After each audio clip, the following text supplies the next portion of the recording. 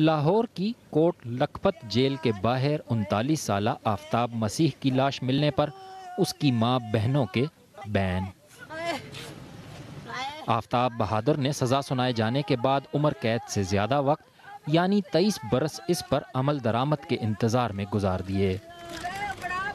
ایک جرم کی اسے 2 سزائیں ملیں۔ آفتاب کے وکلاء کا موقف تھا کہ جن 2 عینی شاہدین کے بیانات کی روشنی میں آفتاب کو قتل کا مجرم ٹھہرایا گیا، وہی 2 گواہ اپنے بیانات سے منحرف ہو گئے تھے۔ ان کے رشتہ داروں کا موقف ہے کہ اسے منصفانہ عدالتی کارروائی نہیں ملی۔ تو وہ آخری دم تک بتاتا رہا کہ میں تو اس ٹائم تو یہ اس کے ساتھ گیا تھا، بلکہ کیا تو اس نے تھا سارا کچھ، لیکن یہ ہے کہ سارا کچھ اس پہ ڈال دیا۔ یہ تو اس ٹائم اس کی 14 سال 15 سال ایج تھی۔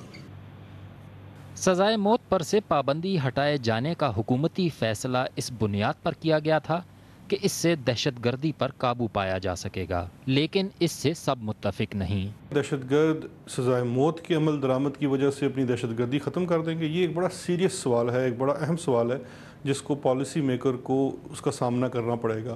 لوگوں کو درجنوں کے حساب سے سزائے موت دینے سے دہشت گردی ملک میں ختم نہیں ہوگی، اس کے لیے کچھ اور کرنے کی ضرورت ہے۔